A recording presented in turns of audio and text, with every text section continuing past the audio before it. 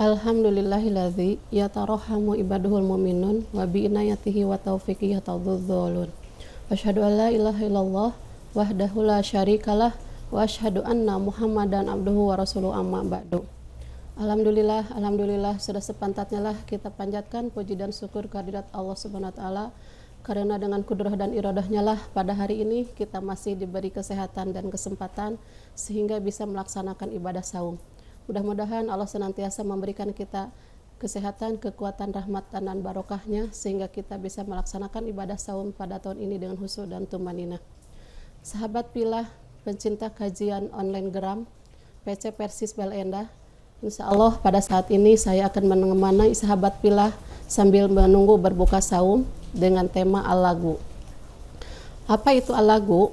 Di dalam ada Wa'ul Bayan fi Idhahil Quran bil Quran juz 3 halaman 310, waslul lagwi ma la faidata fihi minal aqwali wal af'ali. Apa-apa yang tidak bermanfaat baik ucapan atau perbuatan. Di dalam Muzammul Mufradati halaman 472 disebutkan juga wal lagwu minal kalami ma la yu'tadu bihi wa huwal ladzi yuradu la an ru'yatin wa fikrin fayajri majral lagho wa huwa sautul ansofiri wa nahwiha minat tuyur. Lagu minal kalam adalah ucapan yang tidak dianggap, yaitu yang keluar dari mulut tanpa pertimbangan dan pemikiran, maka itu sama saja dengan suara burung kecil atau semisalnya. Di dalam Muzammul Mufradati juga di dalam halaman yang sama disebutkan juga waqad yusamma kullu kalamin qabihin lagwan. Dan kadangkala ucapan yang jelek juga dinamai dengan al-lagwa.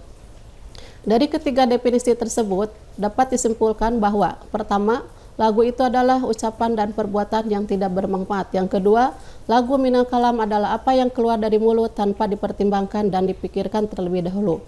Yang ketiga, setiap ucapan yang jelek bisa juga dinamai dengan al-lagu. Sahabat pilah pencinta kajian online PC Persis Bale Endah,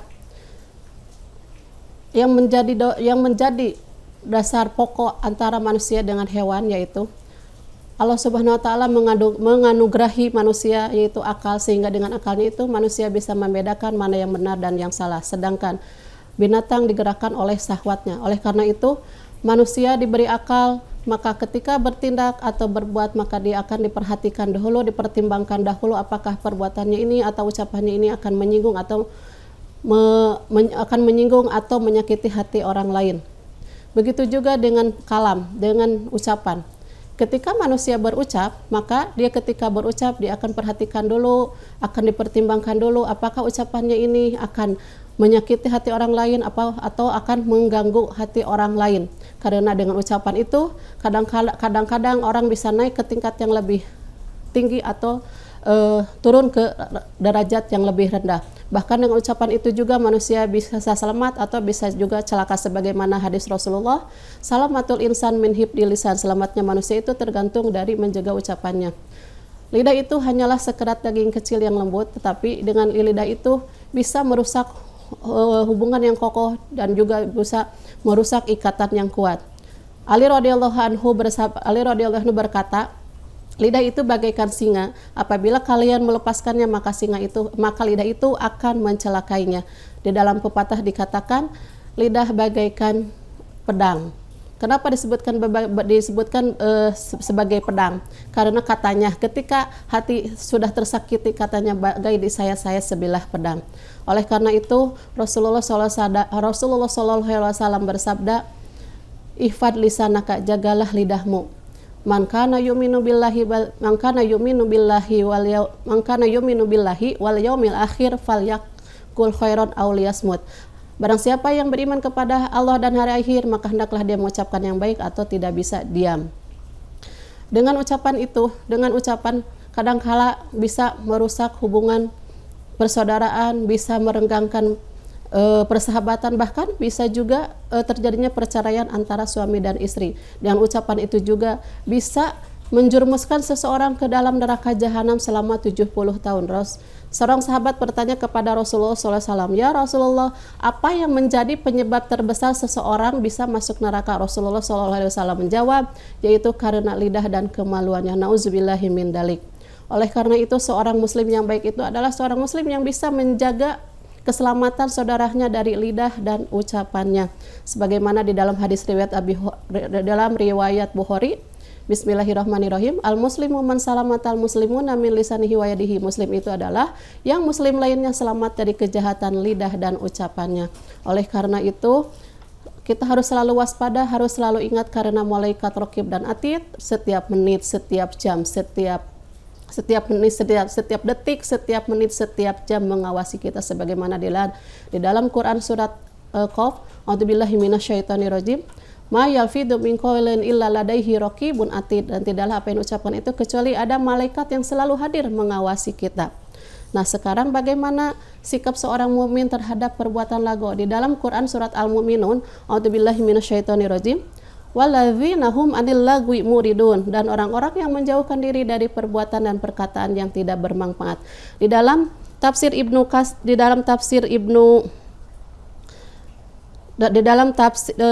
tafsir Al-Munir halaman 18 juz 18 halaman 11, apa yang dimaksud dengan waladzina hum 'anil lagwi muridun, yaitu yatrukuna ra'san kullama kana khairan aw makruhan aw mubahan la khaira fiha wala ya'nil insanu wala hajatu fihi. Yang dimaksud dengan anil lagwi muridun itu yaitu mereka yang meninggalkan sesuatu yang haram, yang makruh, yang mubah, yang tidak ada faidah padanya, dan segala sesuatu yang tidak ada kebutuhan yang diperlukan oleh manusia. Nah, dari tafsir Al-Munir tersebut, bahwa yang disebut bahwa sikap orang mukmin terhadap yang lagu itu adalah mereka meninggalkan perbuatan yang haram. Sebagaimana kita tahu bahwa yang disebut dengan haram itu ma yuthabu tarikuhu wa yu'aqabu failuhu, ditinggalkan mendapatkan pahala dan dikerjakan mendapat siksa. Karena mereka orang mukmin tahu konsekuensinya bahwa yu'aqabu di sana adalah yu'aqabu finnar. Oleh karena itu mereka akan selalu menjauhkan diri dari perbuatan yang haram. Yang kedua, yatrukuna makruhan, mereka meninggalkan yang makruh. Apa yang disebut dengan makruh? Al makruhu ma yuthabu tarikuhu wa la yu'aqabu failuhu. Apa yang dikerjakan mendapat pahala tetapi tidak disiksa ketika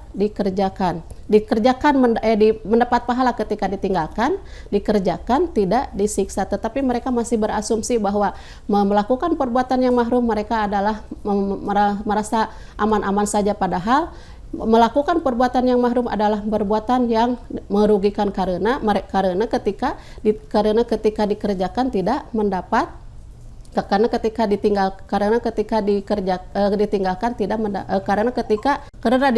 mereka akan mendapat pahala. Yang kedua, yatrukuna makruhan, mereka meninggalkan yang makruh. Apa yang disebut dengan makruh? Makruh itu adalah ma yuthabu tarikuhu wa la yu'aqabu failuhu, mendapat pahala ketika ditinggalkan dan tidak disiksa ketika dikerjakan. Mereka masih berasumsi bahwa yang melakukan perbuatan yang makruh itu mereka merasa tidak rugi, padahal melakukan perbuatan yang makruh itu rugi karena tidak mendapat pahala ketika ditinggalkan. Sedangkan kita tahu bahwa makruh itu berasal dari kata karoha yang artinya benci. Makruh itu berarti yang dibenci oleh Rasulullah SAW.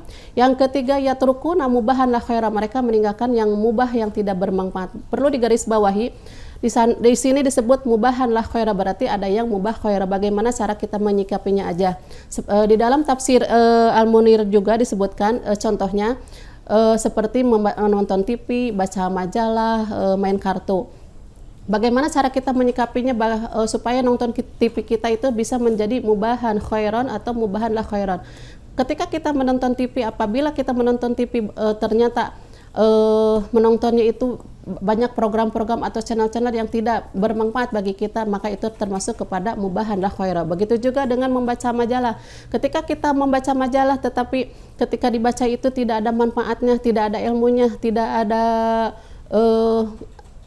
kita tidak mendapatkan ilmu, bahkan bisa menjerumuskan kita kepada kemaksiatan, maka itu termasuk kepada mubahan la khaira. Begitu juga dengan main kartu. Katanya main kartu termasuk kepada mubahan la khaira.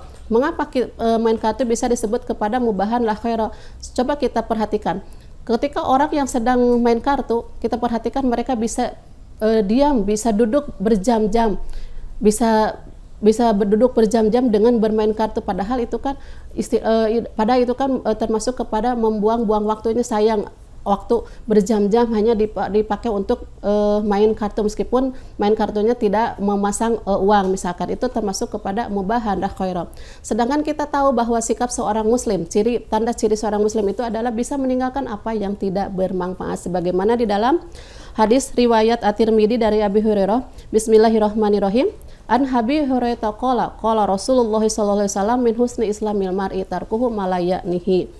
Di antara tanda baiknya Islam seseorang itu dia bisa meninggalkan apa yang tidak bermanfaat. Nah, sekarang bagaimana hubungannya dengan dengan bulan Ramadan supaya saum kita terhindar, supaya saum kita terselamat dari al-lagwu? Di antaranya adalah pertama, kita harus bisa menahan azur. Di dalam hadis riwayat Bukhari nomor 1903, Bismillahirrahmanirrahim. Man lam yada qaula zuri wal amala bihi falaisallahu hajatun min fi ayyada'a ta'amahu wa syarabahu. Barang siapa yang tidak meninggalkan perkataan dusta malah mengamalkannya, maka Allah tidak butuh dari rasa lapar dan haus yang dia tahan. Menurut Imam As-Suyuti, azur adalah berkata dusta dan memfitnah. Yang kedua, bisa meninggalkan, bisa menahan al-lagwu dan rafas. Dari Abi Hurairah, Rasulullah sallallahu alaihi wasallam bersabda, laisa siyamu minal akali wasyarabi, innamas siyamu minal lagwi warafasi, fa inna sabaka ahadun au jahula alaika faltaqul inni soimun. Saum bukanlah hanya menahan makan dan minum saja, tetapi saum adalah menahan diri dari perkataan lagwa dan rafas. Apabila ada seseorang yang mencelamu atau berbuat usil padamu, katakanlah aku sedang saum. Al-lagwu sebagaimana telah kita bahas tadi di atas. Apa yang disebut dengan rafas? Rafas menurut Imam Azhari ismun jami'un likulli ma yuriduhu rajulu minal mar'ati. Menurut Imam Azhari, rafas adalah istilah untuk setiap yang diinginkan laki-laki pada perempuan, bisa juga perkataan porno atau perkataan-perkataan yang mengandung kepada syahwat.